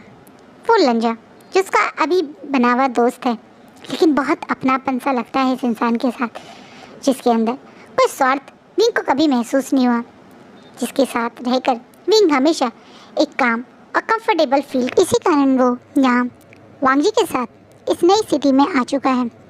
पहुँचते ही वांग जी विंग को उसी के अपार्टमेंट के सामने यानी सॉन्ग एंड ऑल्स के अपार्टमेंट के पास छोड़कर चला जाता है। वांग जी को विंग चाहता था कि ऊपर बुलाए, लेकिन अभी उसे पता नहीं अंकल घर पे होंगे या नहीं, क्या सिनेरियो क्या है। वहीं विंग जब देखता है कि लॉक भी चेंज हो गया है और अंकल का फ्लैट में मतलब कोई ओपन नहीं कर रहा है, तो वो आसपास से पड़ोसी से पूछता है। यहाँ एक पड़ोसी विंग को नए फ्लैट की उसके हाथ में दे देता है। शिचैन तो किसी से पूछ नहीं सकता था, मैंने उसे सच बताना पड़ता कि क्या मतलब है उसका सॉन्गलैन से। लेकिन विंग अब जैसे ही फ्लैट को खोलता है तो देखता है फ्लैट के अंदर सब सामान बिल्कुल वैसा है जैसे शिचैन यहाँ आए ही नहीं, जिसी से विंग और नर्वस हो जाता है। वो एक प्राइवेट इन्वेस्टिगेशन का काम में था पहले, एक वो जानता था कि कैसे लोग गायब होते हैं। अब कहीं ना कहीं उसे शक हो गया है। वो तुरंत अपने अंकल के जान पहचान वाले किन लोगों से वो लास्ट टाइम मिला था ये जानने लगता है। कुछ टाइम में विंग को पता चलता है कि उसके अंकल सचमुच में किसी ने किडनैप कर लिए हैं। ये सोचते ही विंग का जैसे एक पल के लिए सांस ही रुक जाता है। वो अंकल जो विंग के लिए इतना सोचते थे वो अचानक से गायब हो गए। विंग इस चीज़ से बहुत परेशान था, बट इससे पहले विंग कुछ जान पाता, एक बड़ी सी कार विंग के आगे आके खड़ी हो जाती है, जिससे विंडोज नीचे होते ही विंग उस पर्सन को यहाँ देखकर शॉक है। विंग जब यहाँ पे शिचेन को देखता है तो वो गुस्सा करता हुआ शिचेन को इग्नोर करता हुआ आगे ही बढ़ रहा था। जब शिचेन अब बिना किसी को कुछ कहे इशारे में अपने ही ड्राइवर और अपने ही साथ में जो उसका बॉडीगार्ड है उसे विंग को ज़बरदस्ती उसकी कार में बैठाने का इशारा करते हैं, जो लोग ज़बरदस्ती विंग को उसकी कार में बैठा देते हैं, जिससे विंग गुस्से में शिचेन की तरफ देखकर बोलता है, तुम मुझसे क्यों परेशान कर रहे हो?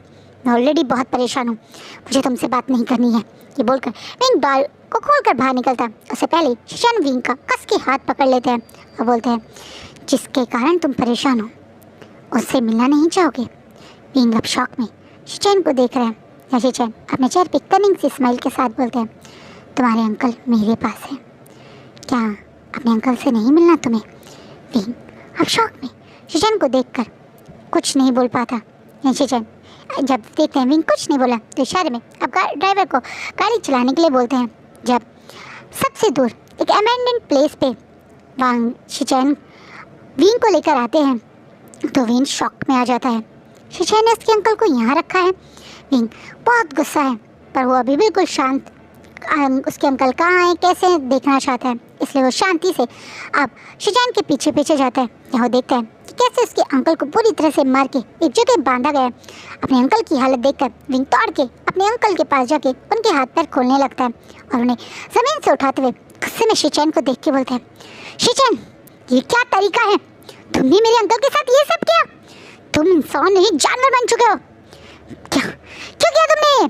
विंग गुस्से में शिचेन से पूछता है तो शिचेन भी गुस्से में विंग को देख के बोलते हैं, क्योंकि तुम्हारे अंकल मुझे नहीं बता रहे थे तुम कहाँ हो और तुम मुझे छोड़कर जाना चाह रहे थे। विवशान, तुम्हारी हिम्मत कैसे हुई इस तरीके से मुझसे दूर जाने की? 2 महीने से तुम कहाँ हो मुझे नहीं पता था। तुमने सोचा मेरी क्या हालत हुई होगी? और विंग गुस्से में लाल अपने अंकल को जिसने एक साइड से पकड़ा हुआ है वो अपने बड़े बड़े कदमों से शिचेन के पास आके उसे जोरदार खींच के थप्पड़ लगाता है, जिससे शिचेन भी शॉक हो जाते हैं। विंग ने आज तक कभी शिचेन पे हाथ नहीं उठाया था, लेकिन अब विंग गुस्से में नफरत भरी नज़रों में शिचेन को देख के बोलता है, हो कौन तुम जो मैं तुम्हें बताऊंगा मैं कहाँ जा रहा हूँ? तुम एक घटिया निहायती बेशर्म इंसान हो। मैंने तुमसे कहा था ना, मैं तुमसे कोई मतलब नहीं रखना चाहता हूँ। तुम्हें क्या लगा था वो एक झूठ है? वो एक नया सच है जिसे तुम समझो और सुनो और मानो। तुम्हें क्या लगता है अब मैं तुम्हारे साथ रहना चाहता हूँ? मिस्टर लान शिचेन, मुझसे जितना हो सके उतना दूर चले जाओ, क्योंकि मुझे तुम अब मेरी ज़िंदगी में एक पल नहीं चाहिए। तुमने जो मेरे अंकल के साथ किया है उसके बाद तो मुझे तुमसे ऐसा दोस्त ऐसा इंसान भी कोई मतलब नहीं रखना। ये बोलकर विंग गुस्से में शिचेन को धक्का देके आगे की तरफ जाता। उससे पहले ही शिचेन अपने लोगों को इशारा करके विंग और सॉन्गलैन को पकड़ने के लिए बोल देते हैं। वहीं सॉन्गलैन और विंग को जब लोग पकड़ने लगते हैं तो विंग गुस्से में अपने आप को शिचेन से छुड़ाने की कोशिश करते बोलते हैं, ये क्या बदतमीजी है शिचेन, मुझे छोड़ो, मेरे अंकल को छोड़ो। नहीं, मैं तुम्हें नहीं छोड़ सकता। अब तुम मुझसे दूर नहीं जा सकते हो। मैं जानता हूँ विंग तुम मुझसे गुस्सा हो। आई एम सॉरी, मैंने तुम्हारे अंकल के साथ गलत किया ना। तुम चिंता मत करो, अब मैं तुम्हारे अंकल को बिल्कुल ठीक करके तुम्हें ही वापस दूंगा। तुरंत विंग के अंकल को हॉस्पिटल लेके जाओ, तुरंत इन्हें हॉस्पिटल लेके जाओ। देखो मैंने ऑर्डर भी दे दिया, लेकिन अब तुम मेरे साथ रहोगे मेरे पास, और अगर ऐसा नहीं करोगे ना तो मैं तुम्हारे अंकल को मार दूंगा। शिचेन अब जैसे ये बात बोलते हैं तो इन शॉक में शिचेन को देखने लगता है। ये क्या सुना विंग ने? शिचेन उसके अंकल को मारने की बात कर रहा है? क्या शिचेन ऐसा कर सकता है? विंग को उम्मीद नहीं थी। वहीं अब सचमुच शिचेन ऐसा कर सकता है। शिचेन की आंखें बता रही हैं। वहीं शिचेन तो पूरी तरह से पागल हो गया। उसे तो बस अब विंग को अपने साथ रखना है। सही कहा था शिचेन की आदत के बारे में विंग के अंकल ने यानी सॉन्गलैन ने, कि विंग शिचेन की एक आदत बन चुके हैं और आदत छोड़ना कोई आसान बात नहीं है। 2 महीने से विंग उससे दूर था। विंग उसे अब बिल्कुल पसंद नहीं करता। जो विंग की आंखें साफ साफ शिचेन को महसूस करवा रही हैं। आज विंग की आंखों में सिर्फ शिचैन ने अपने लिए नफरत देखी, कोई गुस्सा, कोई नाराज़गी या प्यार तो बिल्कुल नहीं। इससे शिचैन अब पागलों की तरह विंग को अपने साथ रखने के लिए ब्लैकमेल करने लगते हैं। विंग जिसे कभी सोचा भी नहीं था उसकी ज़िंदगी इस तरीके से इस लेवल पे आ सकती है। अब तो उसने ज़िंदगी जीनी शुरू की थी, अब तो उसे लगा था कि वो एक अच्छी लाइफ जी सकता है, पर फिर से ये किस्मत उसके साथ एक नया खेल खेल रही है। शिचैन विंग को ज़बरदस्ती अपने साथ उसी पुराने फ्लैट में लेकर आए हैं जो एक टाइम पे उन दोनों का घर होता था। विंग यहाँ आकर बहुत ज़्यादा अपसेट हो जाता है। विंग यहाँ तो जाता है लेकिन वो खुद को तुरंत एक रूम में बंद कर लेता है। शिचैन इसी चीज़ से खुश थे कि विंग उसके साथ अब इस फ्लैट में आने के लिए मान गया है। उन्हें लग रहा है वो थोड़े टाइम में विंग को प्यार से मना लेंगे, बिना ये जाने कि अब ये विंग अंदर से पूरी तरह से बदल चुका है। अब शायद विंग को शिचैन से दूर होकर समझ में आ चुका है कि आदत सिर्फ शिचैन को विंग की नहीं बल्कि विंग को भी शिचैन की हो चुकी थी। बार बार शिचैन का उसके पास आने के कारण विंग को लगता था कि शायद वो शिचैन से प्यार करता है, पर असलियत में शिचैन सिर्फ उसकी एक आदत बन गए थे। अब विंग यहाँ रहकर खुद को कोस रहा है। उसे यकीन नहीं हो रहा कि वो किसी का एक सीक्रेट बने हुए अब एक ऐसी नाम और एक ऐसी ज़िंदगी जिएगा जिसके बारे में वो किसी को बता भी नहीं सकता है। दूसरी तरफ सॉन्गलैन का इलाज होता है और होश में आते ही विंग को सॉन्गलैन से मिलवाया जाता है, जहाँ विंग सॉन्गलैन से यही कि वो वापस उसी अपनी जॉब पे जा रहा है और दोबारा अब वो वहीं रहकर अपनी नई लाइफ जिएगा और शिचैन अब उसे परेशान नहीं करेगा। झूठ बोल रहा है, वो जानता है अगर वो सच बोलेगा कि शिचैन उसे अपने साथ रख रहे हैं तो उसके अंकल बहुत अपसेट होंगे। वो अपने कारण अपने अंकल की ज़िंदगी बर्बाद नहीं करना चाहता, इसीलिए वो चुपचाप से वहाँ से झूठ बोलकर शिचैन के उसी फ्लैट पे आके रहने लगता है। वहीं शिचैन इसी चीज़ से खुश होता है कि विंग उसके साथ है।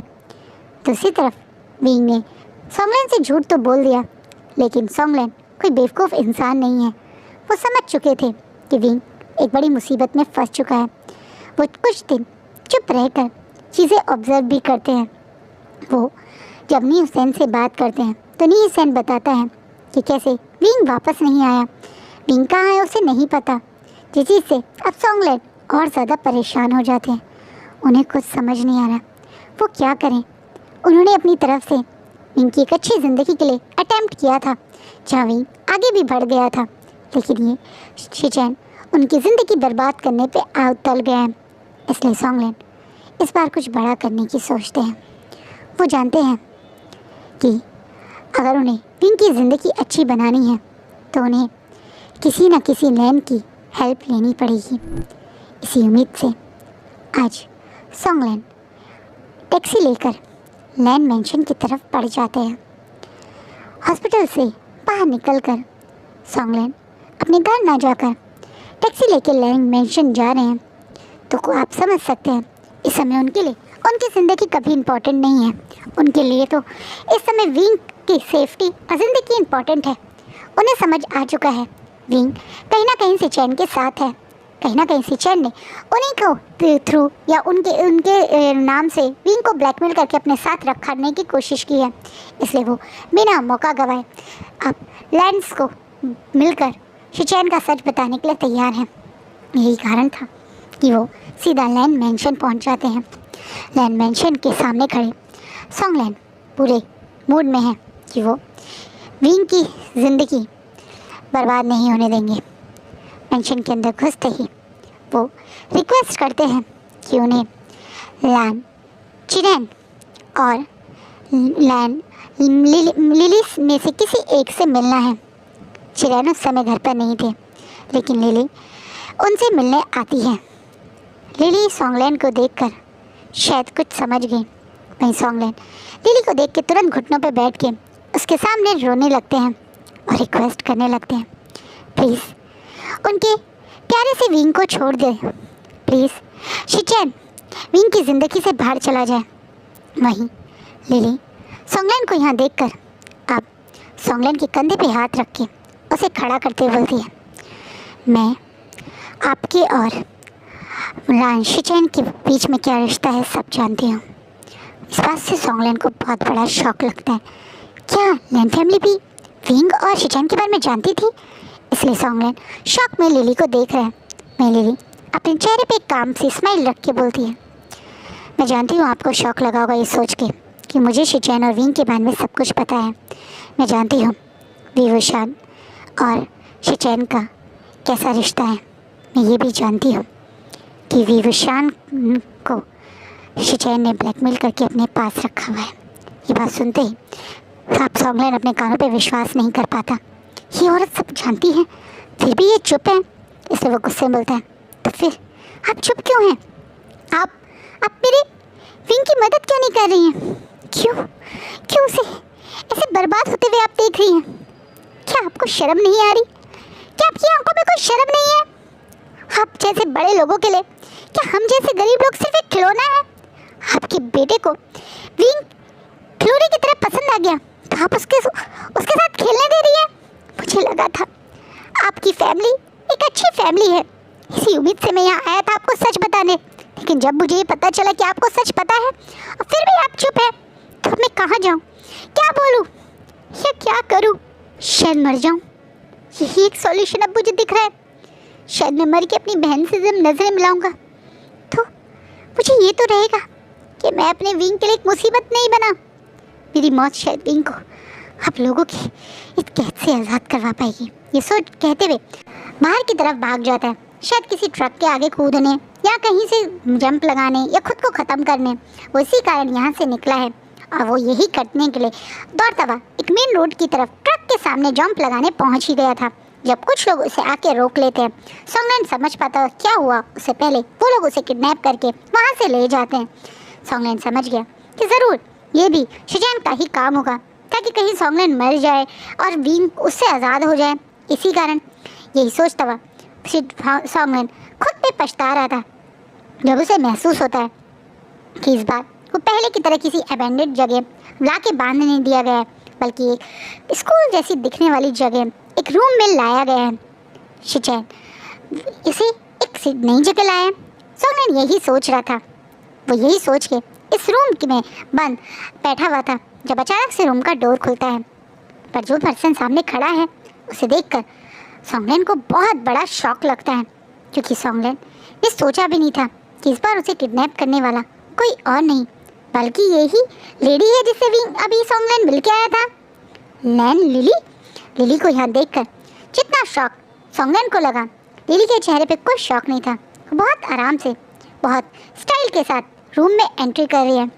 लॉन्ग ब्लू कलर के चाइनीज ड्रेस में लिली एंट्री करते हुए अपनी हिल को टक टक बजाते हुए सॉन्गलैन के बेड के अपोजिट में एक चेयर पे आके बैठ जाती है बहुत शांति से, जिसे सॉन्गलैन गुस्से में अब लिली को देखकर चिल्लाते हुए बोलता है, क्यों बचाया मुझे? क्यों मेरे विंग की जिंदगी बर्बाद करना चाहते हो तुम लोग?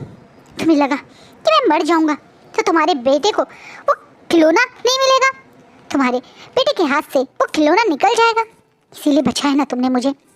सॉन्गलैन लिली के ऊपर फ्रस्ट्रेट होते हुए बोलते हैं, जिसे लिली के चेहरे पे एक सेट से एक्सप्रेशन आ जाते हैं और वो बहुत ज़्यादा शांति से बोलती है, नहीं, मैंने तुम्हें इसलिए नहीं बचाया क्योंकि मैं विंग को शिचैन की कठपुतली बनते हुए देखना चाहती हूँ। मैंने तुम्हें इसलिए बचाया कि तुम अपनी आंखों से देखो कि कैसे मैं विंग को दूसरी लिली नहीं बनने दूंगी। इस चीज़ पे अब शौक में सॉन्गलैन देखने लगता है लिली को। अब लिली एकदम स्ट्रिक्ट वॉइस से बोलती है, हाँ, मैं तुम्हारा साथ देना चाहती हूँ। मैं भी खुद विंग को शिचैन की कैद से आज़ाद करवाना चाहती हूँ और तुम्हें ये दिखाना चाहती हूँ कि तुम अपनी बहन से करा हुआ वादा निभा सकते हो। मैं चांसा सनम को बहुत अच्छे से जानती हूँ। चांसा और मैं दोस्त थे। ये बात सुनते ही अब सॉन्गलैन को शौक लगता है और लिली को गौर से देखने लगता है। तुम्हें पता है, जिस तरह तुम इस समय विंग को बचाना चाहते हो, एक समय मुझे भी चांसा बचाना चाहती थी। वो हमेशा मुझसे कहती थी कि मुझे इस चिरैन की बातों पे विश्वास नहीं करना चाहिए, मुझे चिरैन के साथ नहीं रहना चाहिए। पर मैंने उसकी नहीं सुनी और अपनी ज़िंदगी में सबसे बड़ी गलती कर दी। ये बोलते हुए अब लिली अपनी ही जो उसने चाइनीज़ ड्रेस को इस समय एक बड़े से फर वाले स्कार्फ से कवर करा हुआ था, अब अचानक से उस स्कार्फ को उतार देती है, जिससे अब उसके कंधे, उसके बैक और उसके हाथ साफ साफ दिख रहे हैं, जिसपे बहुत ज़्यादा मार के निशान है, जिसे देखकर अचानक से सॉन्गलैन की आंखें बड़ी हो जाती हैं। अब लिली अपनी चोट को दोबारा से अपने बड़े से स्कार्फ से छुपाते हुए बोलती है, ये सब निशान मुझे मेरे पति ने दिए हैं, वो हैवान जो मुझे पिछले कई सालों से दिन रात टॉर्चर करता रहता है। ये बोलते हुए लिली की आंखों में आंसू आ जाते हैं। वहीं एकदम से सॉन्गलैन को भी हैरानी होती है। लान चिरेन जो सबकी नज़रों में एक बहुत अच्छी इमेज कैरी करते हैं, वो अपनी वाइफ को टॉर्चर करते हैं, ये चीज़ कहीं ना कहीं सॉन्गलैन के लिए सुनकर भी शौक था।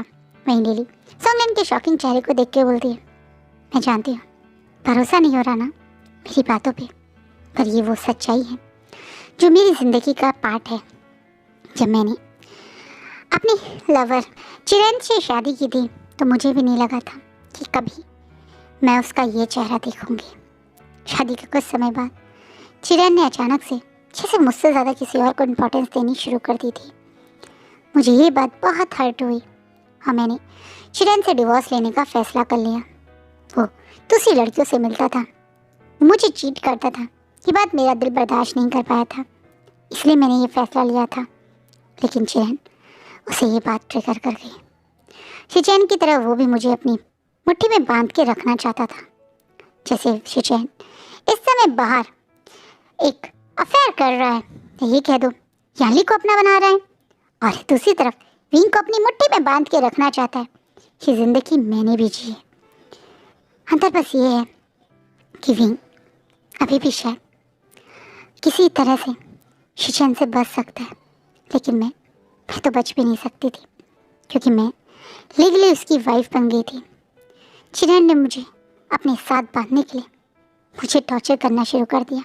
जब भी मैं डिवोर्स की बात करती थी तो वो मुझे और पीटता था, पर मुझे अपने से दूर नहीं जाने दे रहा था।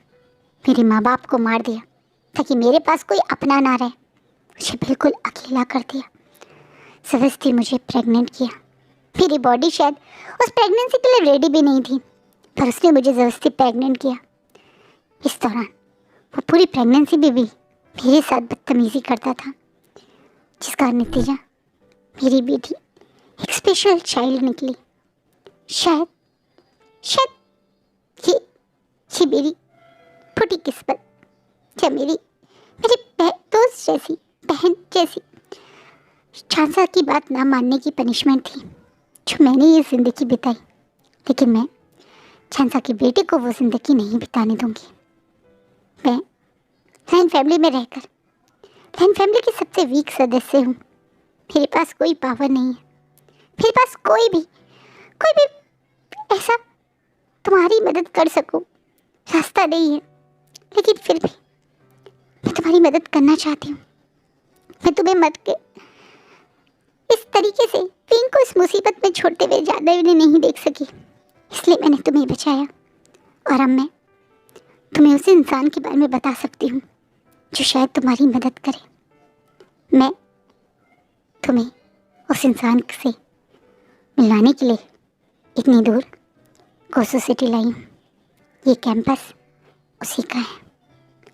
मेरे दूसरे नेफ्यू और लान शिचैन के छोटे भाई लान वांगजी का।